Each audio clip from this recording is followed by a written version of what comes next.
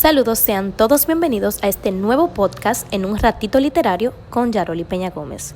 En esta ocasión estaremos conversando acerca del teatro y la poesía dominicana, específicamente de la década de los 80.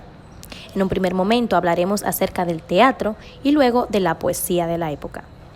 Partiendo de los planteamientos de Robinson Aybar en su publicación El Teatro Dominicano de la década de los 80, podemos decir que el día 27 de marzo fue declarado en el año 1980 por el presidente de ese entonces, Antonio Guzmán Fernández, como el Día Nacional del Teatro Dominicano, en reconocimiento a los trabajadores de la escena, actores, actrices y dramaturgos que habían dedicado sus vidas a la presentación teatral.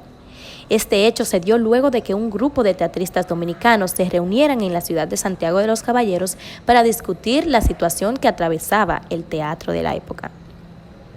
Claramente, esta década representa para el teatro dominicano un gran precedente histórico, pues fue allí cuando en 1983 se celebró el primer Festival de la Cultura, dando origen a la reconocida Plaza de la Cultura, donde edificaciones que anteriormente no recibían gran importancia se convirtieron en los escenarios perfectos para desarrollar teatro, teniendo como respuesta una gran participación de personas.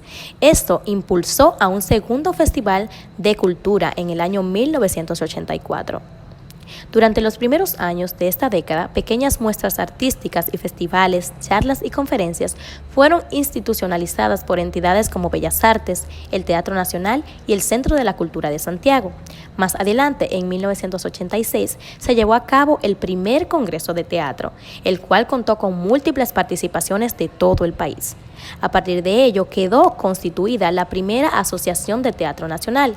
Lamentablemente, esta tuvo una vigencia efímera. Al mismo tiempo, a estos eventos, en Santiago se realizaban congresos regionales de grupos independientes que dieron origen a la primera Asociación de Grupos de Teatros Independientes, Agrutesa, lo que le dio gran relevancia al teatro de la época. La política de estos grupos teatrales estaba gran parte definida, por lo que no se hicieron esperar los distintos talleres, cursos y espectáculos realizados por teatristas extranjeros que tenían mayores conocimientos y mayor experiencia en este ámbito. Con ello se transformó la representación teatral, originando de esa manera un nuevo concepto artístico en el que el teatro dejó de ser político y panfletario. Asimismo, dejaron de existir varios grupos teatrales que formaban parte de los clubes barriales y sus actores pasaron a establecer otros grupos de instituciones estatales que presentaban nuevas propuestas escénicas y que fomentaba y estimulaba la actividad teatral. Con todo esto, el movimiento teatral dominicano quedó definido. Con el patrocinio de empresas comerciales privadas, la Casa de Teatro institucionalizó un concurso de dramaturgia, al mismo tiempo que la Fundación Talía de Plata realizaba reconocimientos al trabajo de los grupos y compañías teatrales, es decir, premiaciones. Todo lo anterior evidencia el crecimiento que tuvo el teatro dominicano desde 1980 al 1986. Lamentablemente, a partir de esta última fecha, la República atravesó por un cambio de gobierno que hizo decaer la política de incentivo. Esto trajo como consecuencia que grupos estatales como el Teatro Popular del Centro de la Cultura de Santiago, muy reconocido, desapareciera. Afortunadamente, no todo el trabajo realizado durante esta década se echó a perder, pues el teatro independiente del país logró mantenerse aún sin contar con el respaldo del Estado. Algunas de las grandes producciones teatrales realizadas fueron Sueño de una noche de verano, de Shakespeare, la cual contó con la dirección del español Ramón Pareja y con la adaptación del dominicano Manuel Rueda, un reconocido escritor. Esta producción logró críticas positivas incluso en el Festival Shakespeare en Estados Unidos. Otra representación teatral que resultó muy destacada es El Lazarillo de Tormes, bajo la dirección y adaptación de Manuel Chapuzó. Agüé, el pavo vanidoso y una versión libre de Don Juan Tenorio fueron otras dos obras dirigidas por Robinson Aybar que también lograron marcar precedentes en la ciudad de Santiago y en todo el ámbito nacional.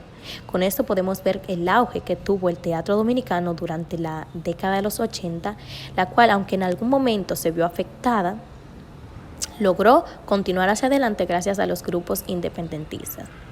Ahora hablaremos un poco acerca de la poesía de esta década, partiendo de los planteamientos de Plinio Chaín en su artículo La poesía de los 80 y el taller literario César Vallejo.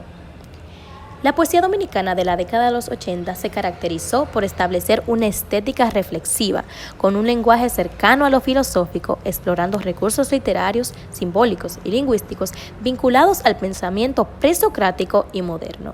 Un dato importante es que este compromiso con el lenguaje, asumido por la mayoría de poetas, iba en consonancia con el movimiento general de las tendencias artísticas de la época, es decir, que la literatura universal estaba orientada hacia ese carácter filosófico. Fue así como, ante este intento de reflejar y al mismo tiempo influir sobre la realidad en su expresión simbólica y espiritual, que en los 80 en la República Dominicana aconteció un periodo de crisis y pesadumbre que representó la etapa de metamorfosis, transformación y cambios de la poética de la época. A partir de esto se fueron integrando las creencias y planteamientos más predominantes de la poesía de los 60, dando mayor flexibilidad a la literatura, pero a la vez teniendo menor claridad y determinación en las propuestas.